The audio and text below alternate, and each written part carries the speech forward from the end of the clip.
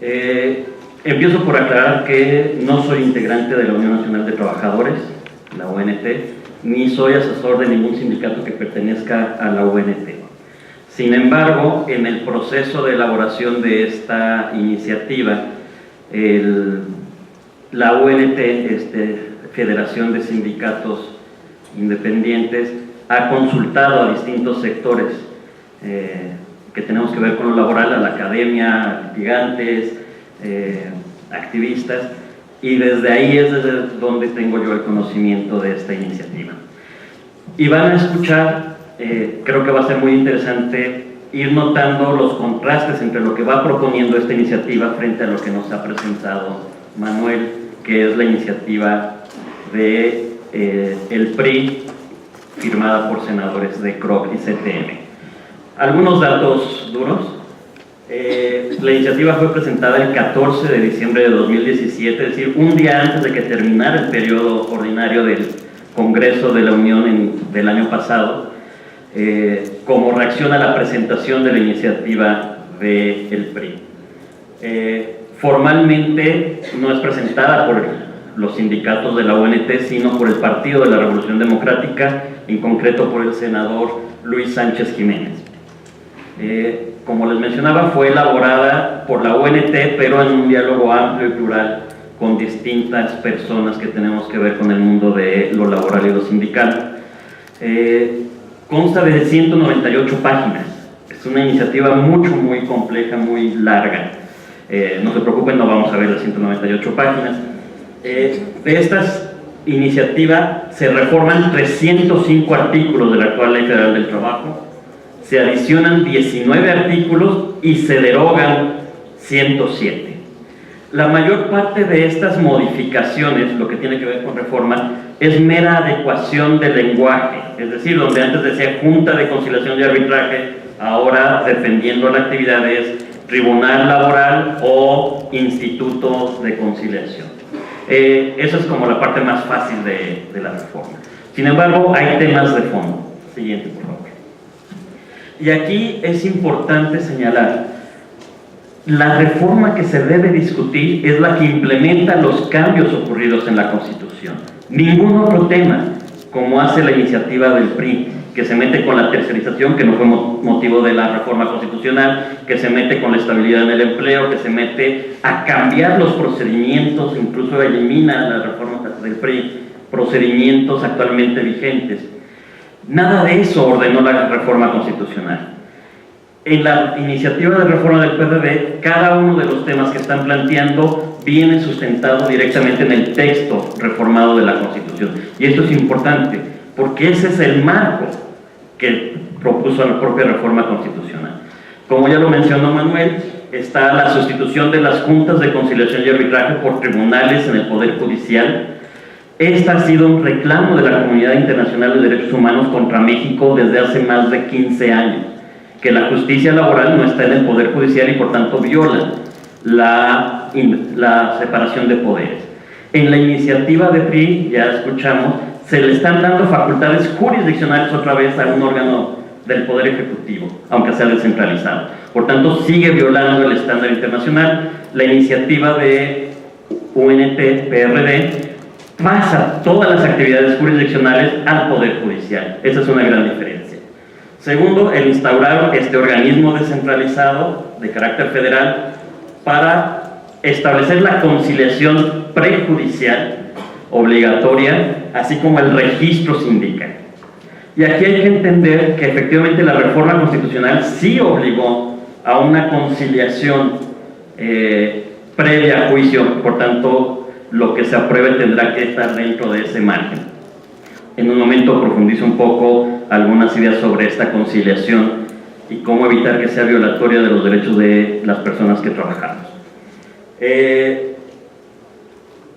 Se deben crear, como ya se mencionó, estos organismos de conciliación laboral también previa a juicio a nivel de los estados para la materia local. Siguiente.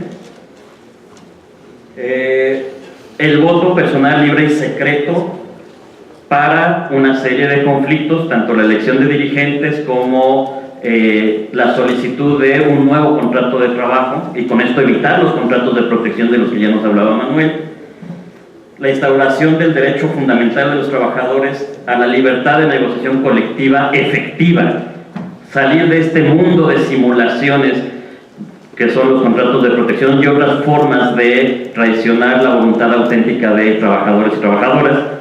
Y finalmente, en este mismo sentido, elevar a rango constitucional el principio de representatividad cuando se trate de obtener un contrato colectivo nuevo. Siguiente, por favor. ¿Cómo se va articulando este mandato de la reforma constitucional en la iniciativa de la UNT-PRD? En cuanto a los tribunales laborales, lo que es importante señalar es que la iniciativa propone que sean unitarios. Quienes tenemos la formación jurídica sabemos que los órganos jurisdiccionales pueden ser unitarios, es decir, una sola persona que tiene la titularidad, o colegiados. La propuesta de UNT es que sean magistrados unitarios y que además se mantenga el principio actual de la legislación y del procedimiento laboral de que sean de una sola instancia. No crear apelaciones ni otro tipo de recursos que entorpezcan el procedimiento.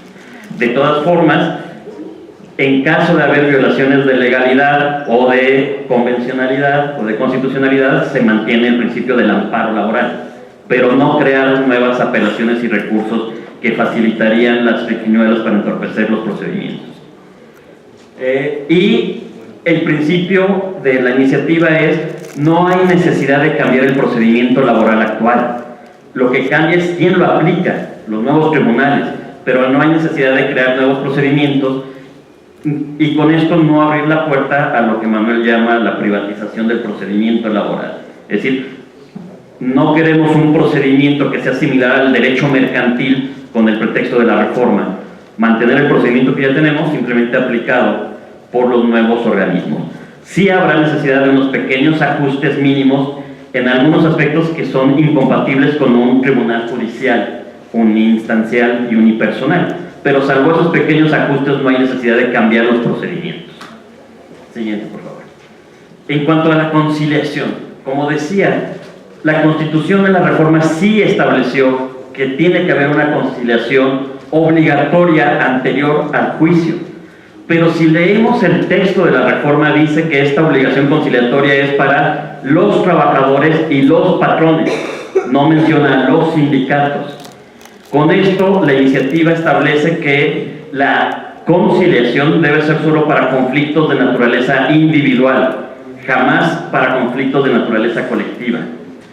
Y no es solo por esta cuestión del lenguaje. La Organización Internacional del Trabajo, a través del Comité de Libertad Sindical, ha establecido con claridad como principios del cumplimiento del Convenio 87 sobre libertad sindical que los conflictos entre organizaciones sindicales debe resolverlos el Poder Judicial, no el Poder Ejecutivo. Otorgarle facultad de resolución de conflictos vía conciliación a un organismo del Ejecutivo, así sea descentralizado, mantendría a México violando el estándar internacional establecido por la Organización Internacional del Trabajo. Y por tanto va en contra de la esencia misma y el espíritu de la reforma constitucional. Y otro elemento fundamental: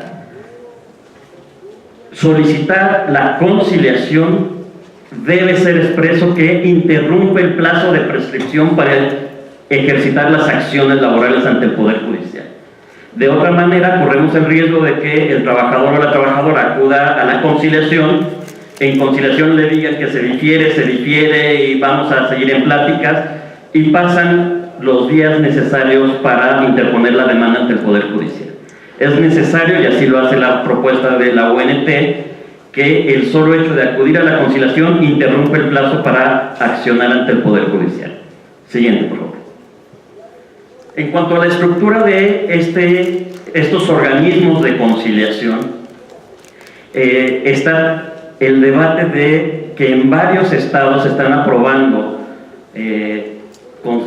organismos locales que mantienen en uno u otro nivel el tripartismo de las juntas de conciliación y arbitraje. Es decir, que están representadas en este organismo, en su estructura, la voz del Estado, la voz de patrones y la voz de sindicatos de trabajadores. El tripartismo no es malo en sí mismo. ha sido malo la forma en que se ha politizado y se ha corrompido en México. Pero además, el tripartismo es bueno en los espacios adecuados de diálogo social, como es la elaboración de política pública, pero no es adecuado e incluso es violatorio de derechos humanos en materia de debido proceso que se establezcan organismos tripartitos con facultades de resolución de conflictos. Y la conciliación es una resolución de conflictos.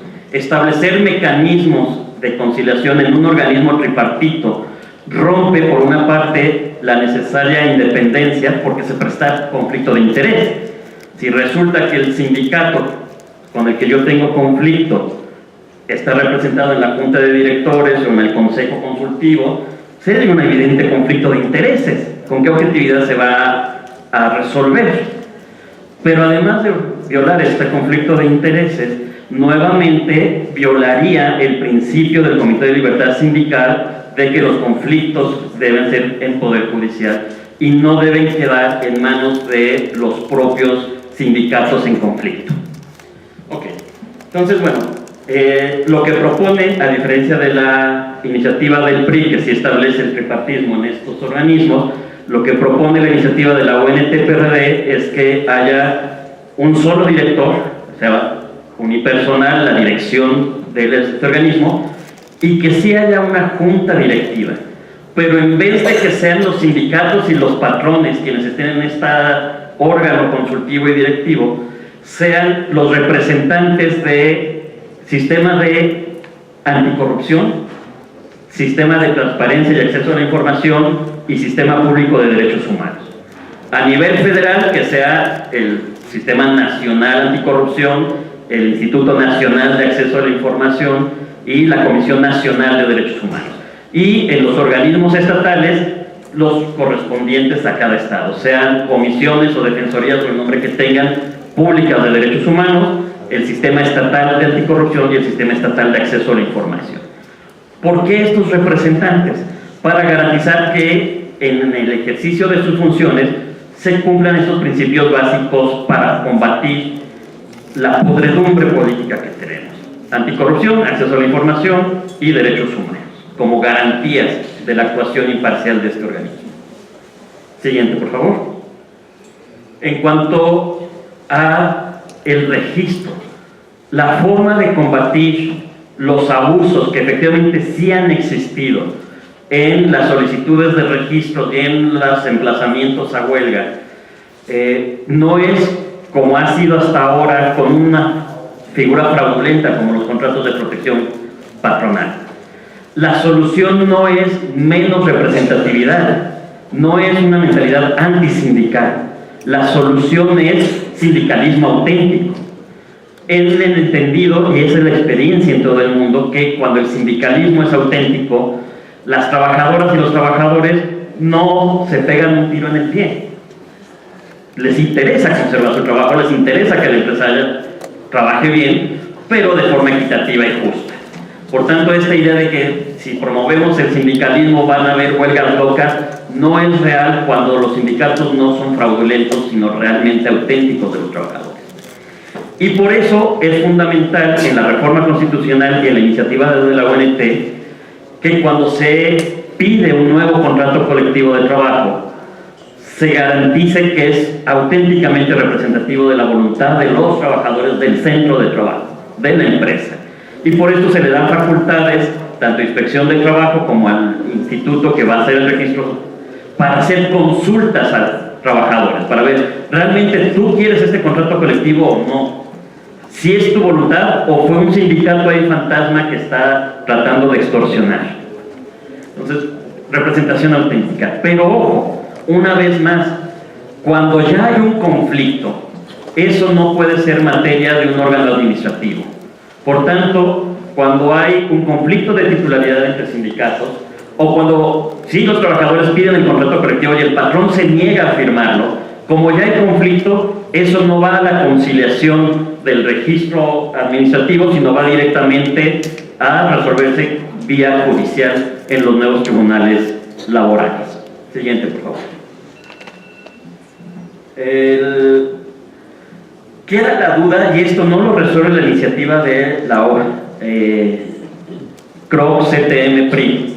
Ok, supongamos que funciona perfectamente las nuevas instituciones y todos los contratos colectivos nuevos son auténticos, son realmente la voz de los trabajadores.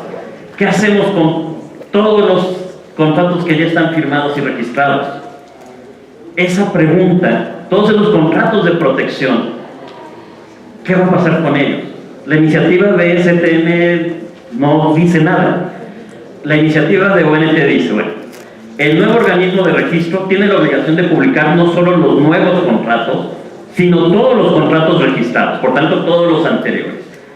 A partir de que se publican, hay un plazo de 1 año para que una coalición de por lo menos 5 trabajadores afectados por un contrato publicado puedan demandar judicialmente la nulidad si es un contrato de protección.